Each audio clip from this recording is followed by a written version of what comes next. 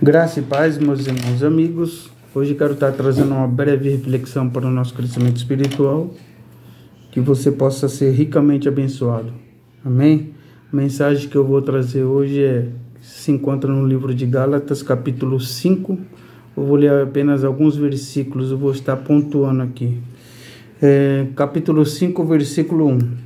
Você pode estar acompanhando aí na sua Bíblia, no seu aplicativo. Amém?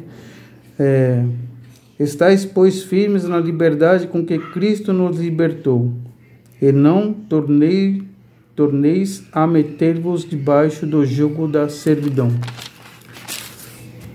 Versículo 13. Porque vós, irmãos, foste chamado à liberdade. Não useis, então, da liberdade para dar ocasião à carne, mas servi-vos uns aos outros pela caridade. Porque toda lei se cumpre numa só palavra: nesta, amarás o teu próximo como a ti mesmo. Versículo 18. Mas se sois guiados pelo Espírito, não estáis debaixo da lei, porque as obras da carne são manifestas, as quais são prostituição, impureza, lascívia, idolatria, feitiçaria, inimizades, porfias, emulações, iras, pelejas, dissensões, heresias, invejas, homicídios, bebedices, glutonarias e coisas semelhantes a estas, acerca das quais vos declaro, como já antes vos disse, que os que cometem tais coisas não herdarão o reino dos céus. Mas o fruto do Espírito é caridade, gozo, paz, longanimidade, benignidade, bondade, fé, mansidão, temperança. Contra essas coisas não há lei. E os que são de Cristo crucificaram a sua carne com as suas paixões e concupiscências. Se vivemos em espírito, andemos também em espírito. Versículo 10. Então, enquanto temos tempo, façamos bem a todos, mas principalmente aos domésticos da fé. Quando ele fala doméstico da fé, aos nossos irmãos cristãos. Mas isso não impede de fazer o bem para todos. Amém? Aqui dentro dessa parte aqui que fala sobre as obras da carne, que fala sobre vários pecados, né, que eu falei aqui, quero destacar um aqui: idolatria, tá? Aí eu vou fazer um comentário aqui, que você também possa pegar esse texto aqui e analisar, né, esses tipos de pecados aqui, porque tem alguns aqui que são bem difíceis o nome, né? Interessante que, se a gente for fazer uma pesquisa bem apurada, né, talvez são coisas que praticamos e nem estamos sabendo. Mas eu vou abrir um parênteses aqui sobre idolatria, tá? Idolatria, no tempo dos antigos, era só uma imagem de escultura. Mas se a gente for abrir o leque para os dias de hoje, idolatria é qualquer coisa mesmo, que se substitua a Deus, né? Qualquer coisa que se substitua a Deus. Aquilo que você ama mais, adora mais do que Deus, é idolatria, tá? Só estou abrindo parênteses aqui, tá bom? Mas você pode fazer sua pesquisa. Coloca aí no Google aí as palavras mais difíceis aqui sobre essas coisas aqui. Faça sua própria pesquisa em casa. Bom, voltando aqui, o início, né? Eu vou resumir bem essa palavra aqui. Quando, versículo 1 aqui no capítulo 5, né? Quando Jesus nos trouxe a liberdade, significa que aquele que ele concede a liberdade é porque é escravo, tá? Ninguém vem dar a liberdade a alguém para alguém que já é livre. Então a primeira coisa que você tem que entender é que talvez você seja escravo das trevas. Ah, mas eu sou uma boa pessoa, ajudo a velhinha a atravessar a rua, ajudo os bichinhos, cuido, não maltrato, não cuido bem da minha família, né? Eu sou uma pessoa que não falo palavrão, né? Que dou bom dia, boa tarde, boa noite para os meus vizinhos, procuro ajudar. Excelente, é isso que nós temos que ser mesmo. Excelente. Temos que ser bons, tá? Excelente. Você tem que estar assim mesmo, ser uma boa pessoa. Mas, espiritualmente falando, isso não é um critério para que nos leve para o céu, tá? Talvez você esteja assustado aí, mas não é o critério principal para que aquela pessoa boa seja escolhida para herdar o reino dos céus. Quando Jesus estava na cruz, havia 2 ladrões, um à direita e outro à esquerda. Ele poderia salvar os 2? Sim ou não? Sim, poderia salvar os 2, mas ele salvou apenas um deles. Ele salvou aquele que creu nele, aquele que disse que ele era inocente e que eles estavam ali por causa dos pecados que eles tinham cometido, por isso que eles estavam ali naquela condição.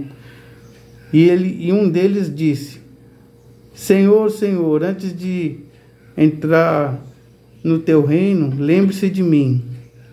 E Jesus disse: ainda hoje estarás comigo no paraíso. Ok. Um deles foi salvo. Aos 45 do segundo tempo, já quase nos acréscimos ali, ele creu em Jesus e foi salvo. Aquilo foi o suficiente para que ele pudesse herdar a salvação. Ou seja, toda aquela vida que ele carregava, que ele tinha, até chegar aquele momento de condenação, os pecados dele foram apagados, todos, porque o sangue de Jesus pagou o preço do pecado dele. Ok, tá? Essa foi a primeira abordagem aqui. Segundo, se Jesus está dizendo aqui que pois permaneceis firmes ou libertos na liberdade que ele trouxe a nós, ou seja, ele está falando, fica firme na liberdade que eu conquistei, que eu trouxe para você, sendo que anteriormente, então, éramos escravos. Escravo de quem? Escravo das trevas, escravo de Satanás, o príncipe desse mundo, né? Aí você vai falar, mas não acredito. Olhem ao redor. As notícias são boas ou ruins? Morte, violência e uma série de atrocidades que nós abrimos o telejornal e vemos. Certo? Estou certo ou estou errado? Tá, a Bíblia, ela está atualizada. Então, a Bíblia fala que nos últimos dias, né, as pessoas se apostatarão da fé, ou dando ouvido a espíritos enganadores, né? E aí vem uma série de consequências que nos mostra os dias que nós estamos vivendo hoje. Pessoas que ficam presas nas suas próprias casas com medo de sair, ou seja, é uma prisão. Além de ela estar numa prisão espiritual por não conhecer de fato a palavra de Deus, que a palavra de Deus nos traz a liberdade espiritual e nos tira desse cativeiro que mantém as pessoas presas ao medo, presas ao engano, mas a palavra de Deus é a única ferramenta que nos conduz à liberdade. Se Jesus vos libertou, verdadeiramente sereis livres. Verdadeiramente sereis livres. Ou seja, uma vez que você ouviu a voz de Jesus, que é a palavra de Deus, entendeu que Jesus é o Salvador e que Ele te salva dos teus pecados e que agora você pode ter uma vida com Ele, ou seja, você saiu das trevas, passou para o reino do Filho do seu amor. Ou seja, você saiu de uma situação de trevas, de falta de entendimento da palavra de Deus, não tem compreensão ainda. E agora você está entendendo que através de Jesus Cristo, Jesus pagou a sua dívida, que é o pecado, e que agora você pode relacionar-se com Deus, relacionar-se com Jesus, relacionar-se com o Espírito Santo. Ok. Tá? Jesus, ele comprou a nossa liberdade, não que nós somos merecedores, nenhum de nós somos merecedores, tá? Nenhum, mas ele decidiu comprarmos por um bom preço, preço de sangue. Somos alcançados pela graça, mas não foi de graça. Ok? Então ele fala para a gente permanecer firmes na liberdade que ele nos libertou. Ou seja, você foi salvo por Jesus, continua na sua luta diária. Lute contra o teu pecado, lute contra as situações, né, que a vida impõe. Talvez pessoas façam algum tipo de convite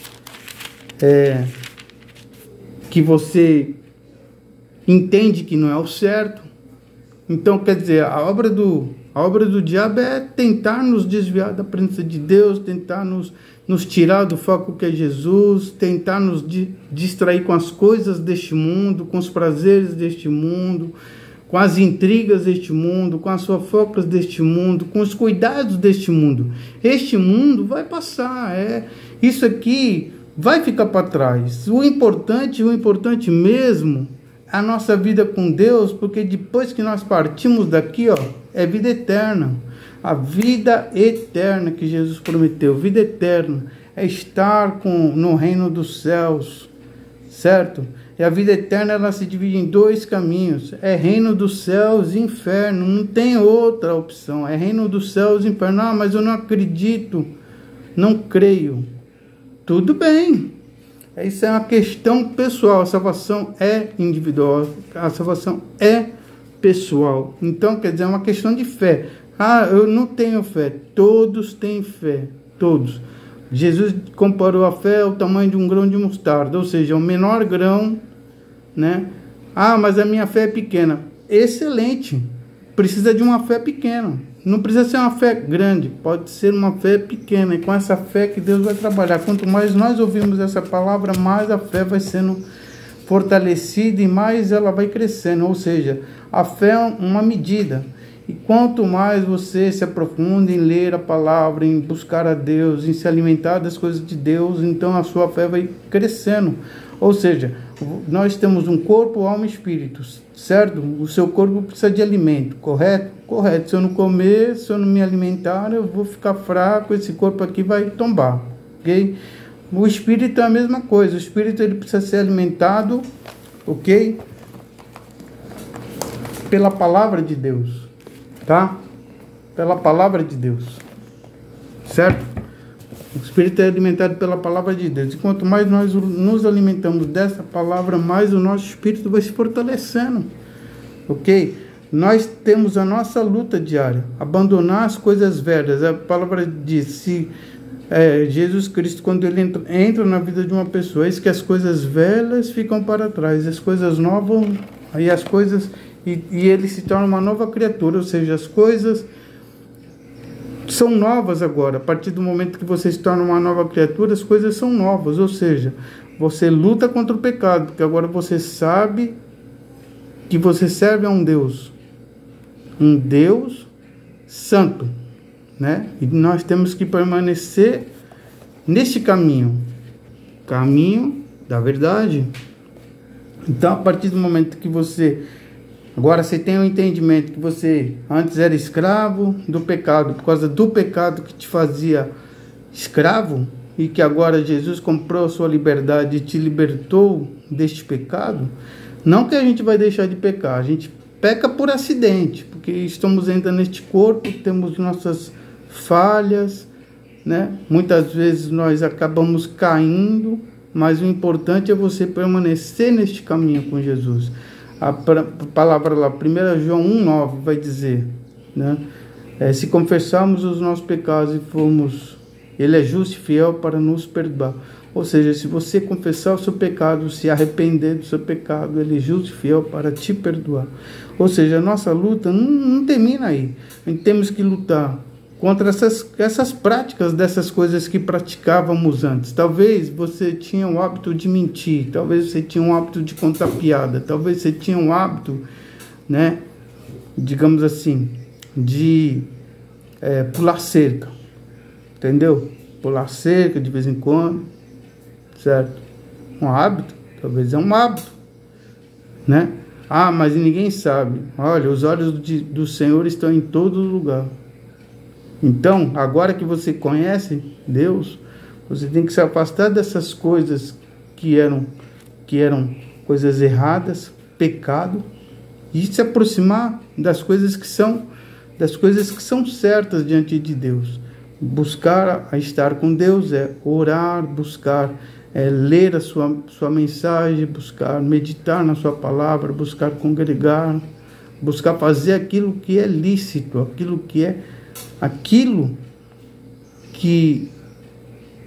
que a Bíblia orienta, né? Ah, mas todo mundo faz. Será que todo mundo que faz vai para o reino dos céus?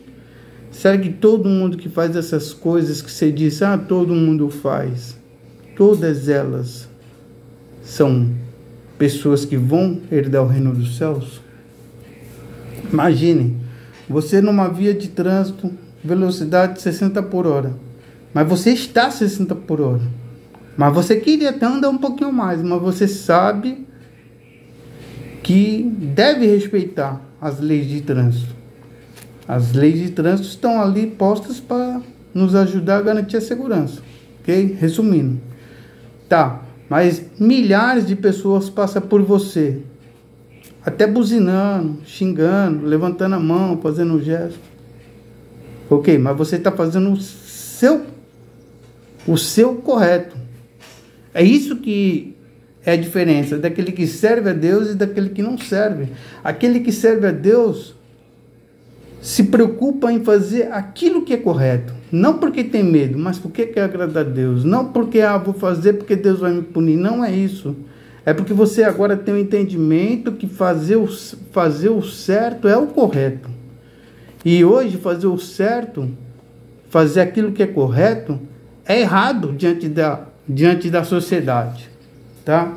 Você anda a 60 km por hora numa via que está escrito ali 60 por hora, e milhares de pessoas vão passar por você, buzinando, xingando, levantando a mão, fazendo gesto, não importa. Mas você está fazendo certo, sua consciência está limpa. Não está entendendo como que é as coisas?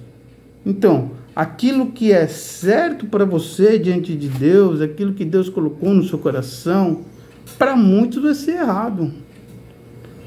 Tá? Para muitos vai ser errado. Por quê?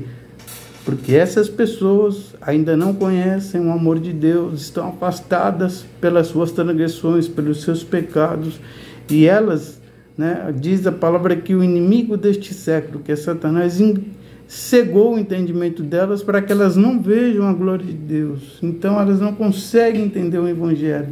Mas agora que você entende, você sabe que a diferença daquele que serve e daquele que não serve.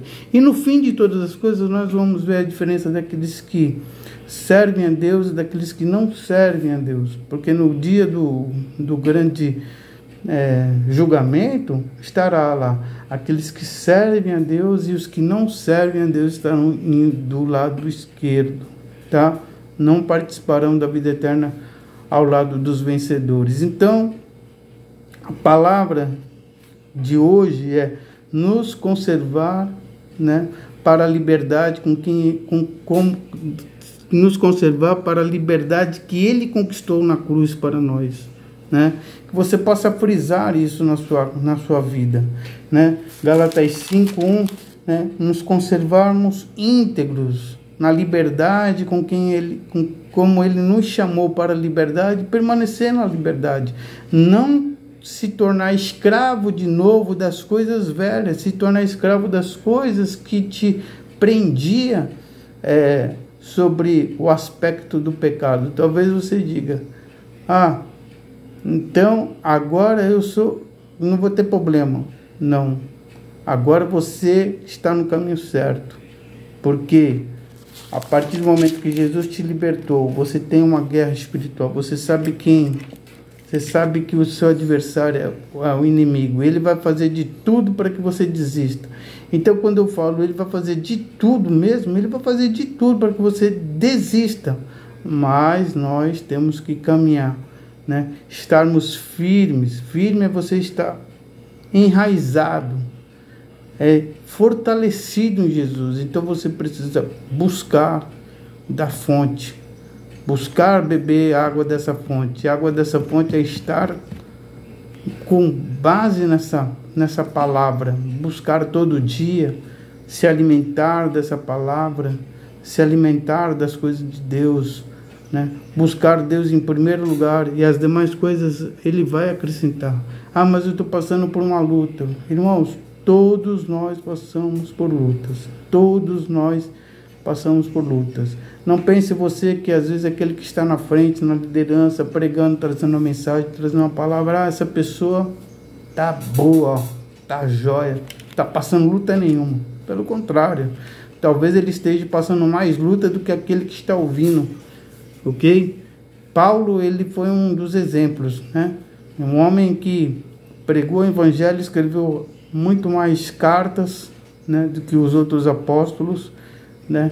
E ele, pelo motivo dele ter tanta comunhão com Deus, né, o inimigo enfurecido, né, tentou tirar a vida dele algumas vezes, ele terminou no cárcere, mas ele estava livre pelo evangelho, né?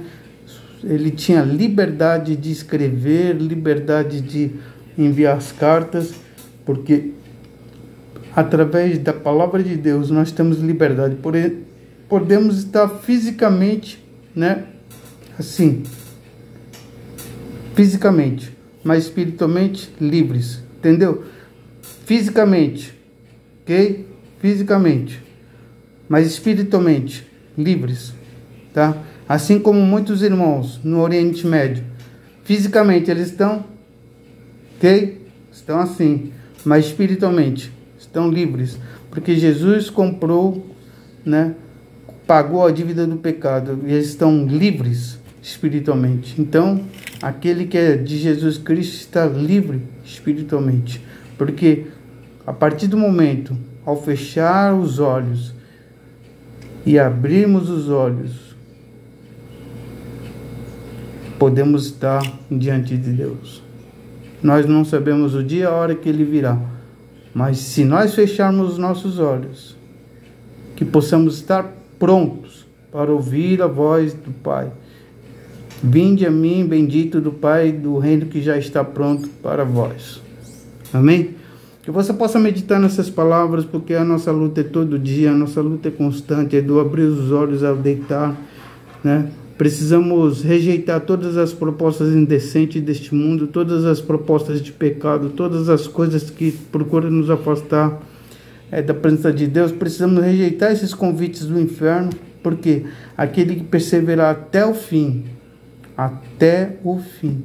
este será salvo. É uma promessa de Jesus Cristo.